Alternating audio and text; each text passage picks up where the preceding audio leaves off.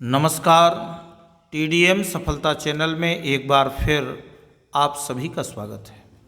आज हम वीडियो के द्वारा कक्षा 6 संस्कृत 8 ग्रेड अभ्यास पुस्तिका जो हमें वर्ष 2024-25 में दी गई है, तो आज हम इसके सप्तमः पाठः संहति कार्य साधिका, 7वां पाठ संहति कार्य साधिका के आप इसमें देखेंगे।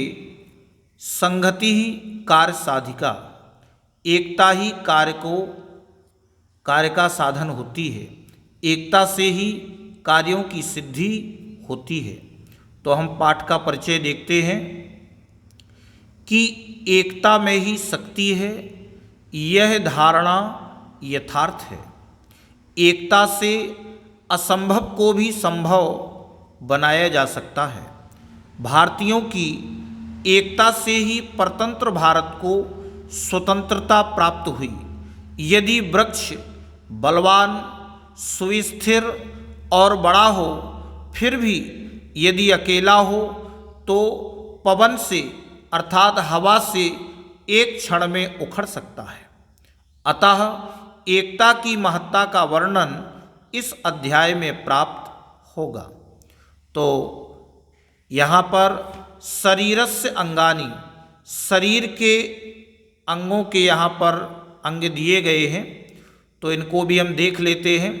जैसे केशः अर्थात बाल, नेत्रम अर्थात नेत्र आँखें, ललाटम माथा, नासिका नाक, ओष्ठः ओठ, कर्णः कान, कपोलः गाल, दंतः दांत, कंठः गला,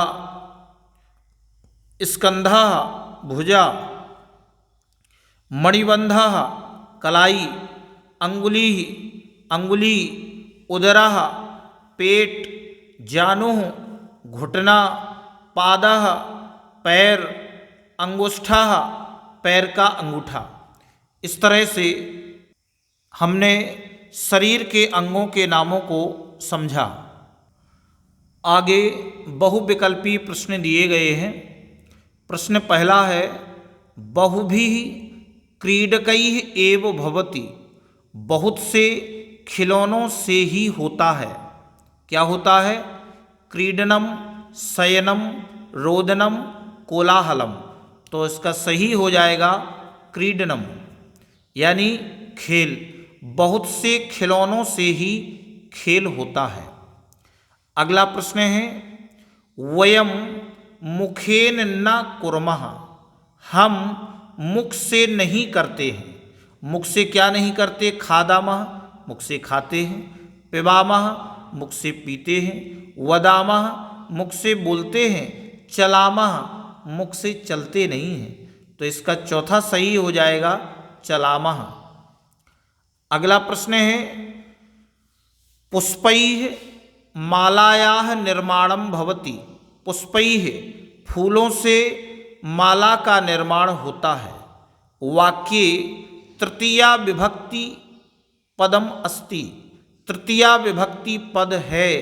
मालायाः निर्माणम भवति पुष्पैः, तो पुष्पैः ये सही हो जाएगा, क्योंकि यह तृतीया विभक्ति का बहुवचन रूप है। पुष्पैः फूलों के द्वारा माला का निर्माण होता है। अधोलिखित विकल्पेषु तृतीया विभक्ति न अस्ति, नीचे लिखे विकल्पों में तृतीया विभक्ति नहीं है। लतया, इसमें तृतीया है। गीतया, रमया, ये तीनों तृतीया विभक्ति के शब्द हैं। विद्यायाः, तो ये तृतीया विभक्ति का शब्द नहीं है, विद्यायाः। अगला प्रश्न है, एकेन एकेन बिंदुना घटः पूर्णः भवति, एक एक बूंद से घड़ा भर जाता है। वाक्ये एकेन पदे विभक्ति अस्ति, तो वाक्य में एकेन पद में विभक्ति है, कौन सी विभक्ति? एकेन तृतीया विभक्ति ही, इसमें तीसरा तृतीया विभक्ति यानी एकेन पद में तृतीया विभक्ति है।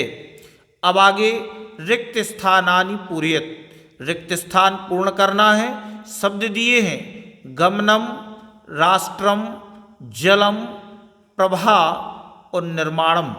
तो इन शब्दों के द्वारा हम वाक्यों को पूर्ण करेंगे। प्रश्न छठवां है जन एकताया महानम भवति, लोगों की एकता से महान होता है राष्ट्रम, यानी राष्ट्र लोगों की एकता से महान होता है। द्वयोः पादयोः सहयोगेन भवति, दोनों पैरों के सहयोग से होता है निर्माणम, निर्माण, दोनों पैरों के सहयोग से निर्माण होता है। भोजनेन सह भवेत, भोजन के साथ क्या हो? जलम, जल हो। भोजनेन, भोजन के साथ जल हो। वृक्षैः वनस्य भवति, वृक्षों से वनस्य, वन की भवति होती है, तो वृक्षों से वन की प्रभा भवति शोभा होती है। सदस्यैः गमनम सम्मेलन भवति, सदस्यों के द्वारा, सदस्यों से गमनम जाने पर सम्मेलन होता है, सदस्यों के जाने से सम्मेलन होता है। अब आगे दिया है एक पदेन उत्तरम लिखत, एक पद के द्वारा उत्तर लिखना है। केन एकता बोधा भवति, किसके द्वारा एकता का बोध होता है? किससे एकता का बोध होता है? शरीरेण, शरीर से एकता का बोध होता है। अंगानाम मेलनेन किम भवति, अंगों के मिलने से क्या होता है? तो शरीर निर्माणम, अंगों के मिलने से शरीर का निर्माण होता है। केशाम मेलनेन रज्जु निर्माणम भवति, किसके मिलने से रस्सी का निर्माण होता है? तृणानाम, तिनकों के मिलने से रस्सी का निर्माण होता है।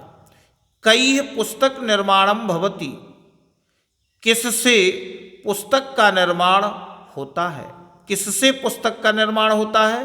विभिन्नैः मुद्रित पत्रैः, यानी मुद्रित पन्नों से, विभिन्न छपे हुए पन्नों से पुस्तक का निर्माण होता है। एक वाक्य में उत्तर लिखेंगे। कया गृह निर्माणम भवति, कया किससे गृह निर्माण होता है?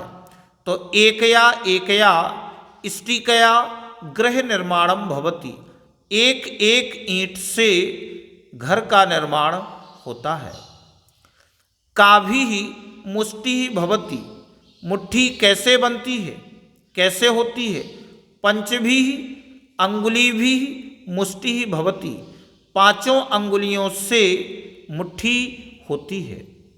रज्जुना कह बध्यते, रस्सी से कौन बांधा जाता है?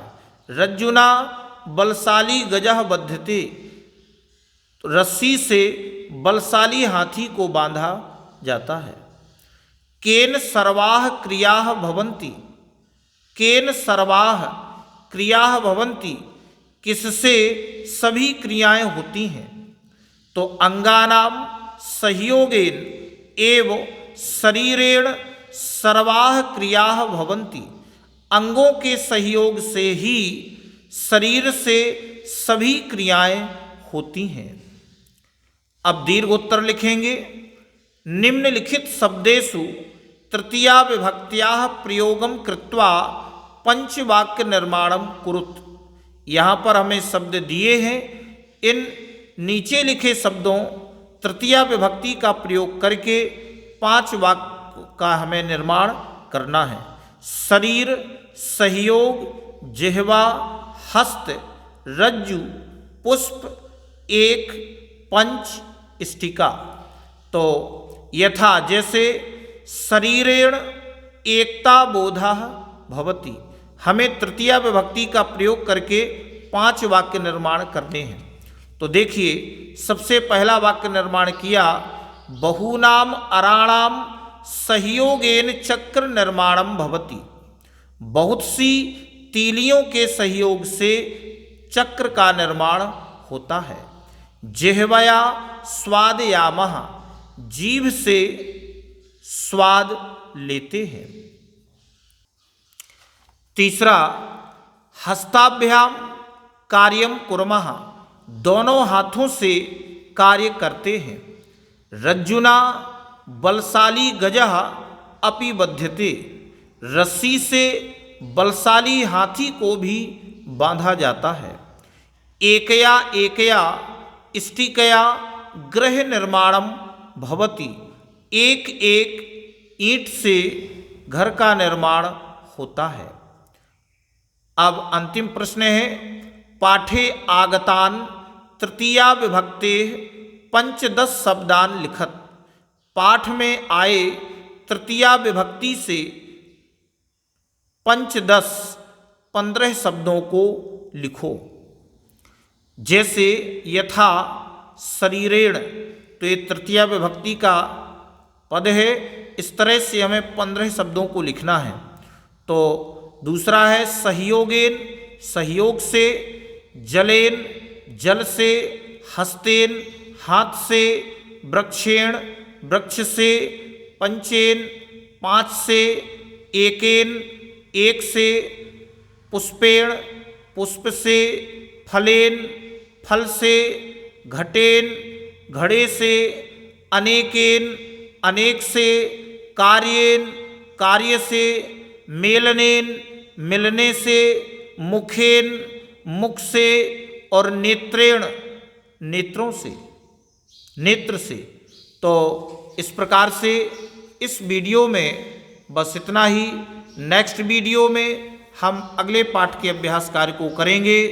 आपको ये वीडियो अच्छा लगा हो तो वीडियो के लिए कमेंट और शेयर अवश्य करें। धन्यवाद।